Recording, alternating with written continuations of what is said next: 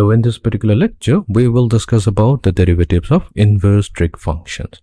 So for the 6 trig functions, here I have noted the derivatives. So we will start with any one of them. So let's begin with the first, sine inverse of x, and we'll try to find out its derivative.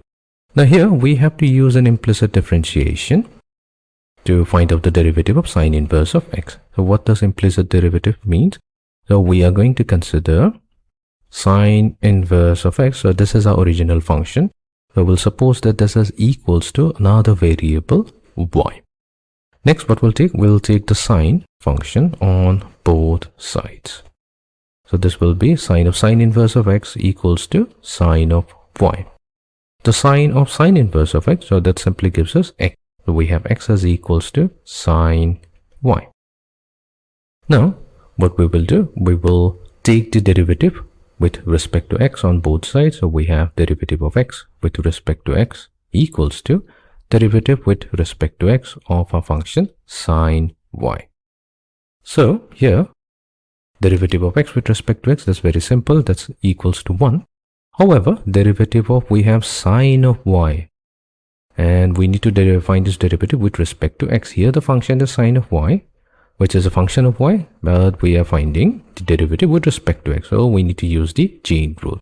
So we'll assume that our y is x.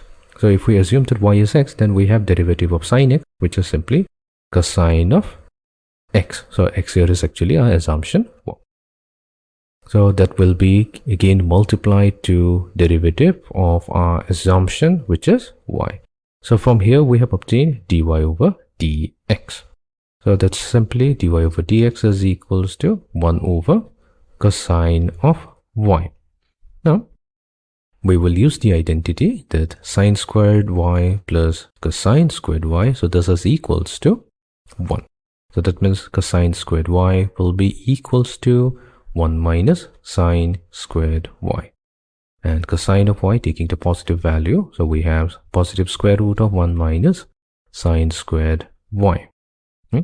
So that means in place of 1 over cosine of y, we can simply write 1 over square root of 1 minus sine squared y, or simply sine y whole squared.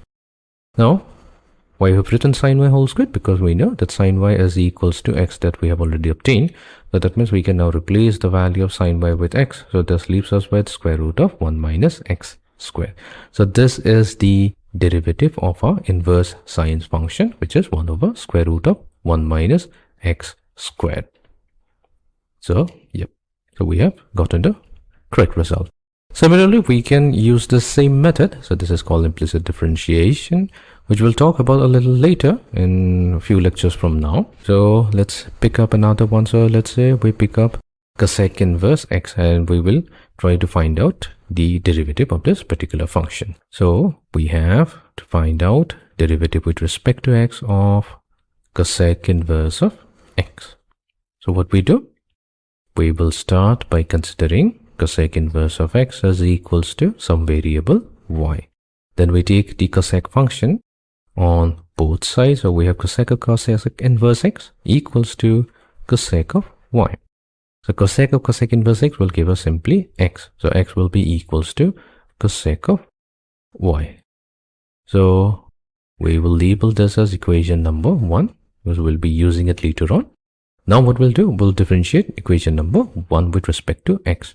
So differentiating x with respect to x simply gives us 1.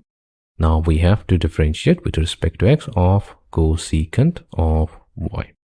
So recall that the derivative with respect to x of cosecant of x, so that was given by negative cosecant of x times cotangent of x.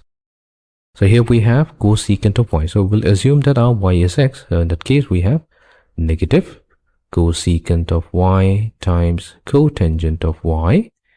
But since y is not actually x, so we need to multiply it to the derivative of y with respect to x. So we have applied the chain rule. So let's rewrite this equation in terms of dy over dx. So we will have dy over dx, that means derivative of y with respect to x. So that simply equals to negative 1 divided by cosec y multiplied to cotangent of y. Now, cosecant of y, this can be replaced with x. And what about cotangent of y? So let's work it out. So we know that 1 plus, so this is an identity, cotangent squared y, so this will be equals to cosecant squared y.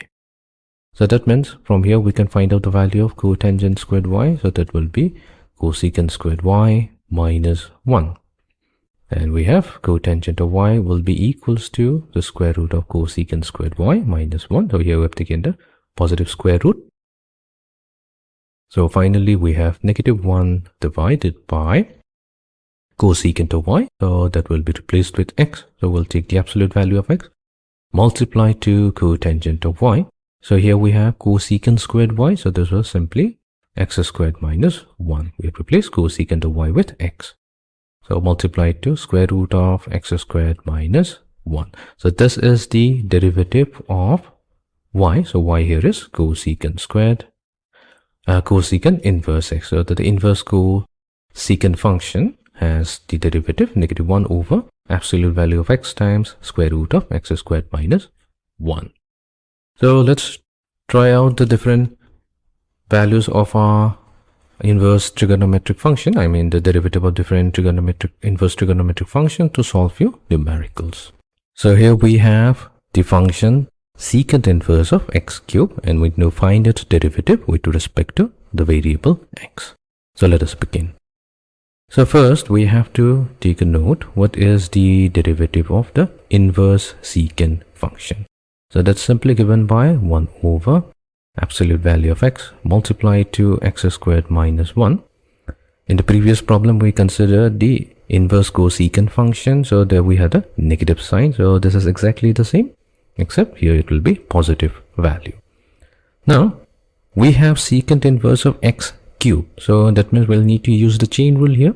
We'll assume that our x cube that is behaving as x, then we can apply this formula. So this will give us 1 over, we have absolute value of x, but we will use here x cubed multiplied to x squared, but this will be x cubed squared. All we have to do is in place of x we replace it with x cubed minus 1, then multiply it to, so this is we are applying the chain rule, derivative with respect to x of our assumption, which is x cubed. So this gives us 1 over absolute value of x cubed times square root of x raised to the power of 3 raised to the power of 2. So this is x raised to the power of 6 minus 1. And we can use the power rule. So derivative of x cubed is simply 3x squared. Right. So let's move on to the next problem. So let's try to find out the derivative of the inverse tangent function. So we first make a note that the derivative of the inverse tangent function, so that's given by 1 over 1 plus x squared. So here we'll have to apply the chain rule because we do not have x, instead we have x squared. We will treat x squared as equivalent to x, then in that case we have 1 over 1 plus, this is x squared. But since this is not x, so we multiply it to the derivative of x squared. So here we have applied the chain rule. So this gives us 1 over 1 plus x squared raised to the power of 2 is simply x raised to the power of 4 times derivative of x squared. So this is simply 2x. So this is the final answer. Very simple. Let's move on to the next problem, and it will be the final one. So we are given the function f of x is equals to sine inverse of 2x plus 7. We need to find its derivative with respect to x. So let's begin. So that means f prime of x is equals to derivative with respect to x of our function sine inverse of 2x plus 7. So we will use the formula derivative of sine inverse of x with respect to x. So that's given by 1 divided by square root of 1 minus x squared. So we do not have an x here, so that means we need to use the chain rule. We will assume that 2x plus 7 is equivalent to x. All we have to do is use the same formula and replace x with 2x plus 7.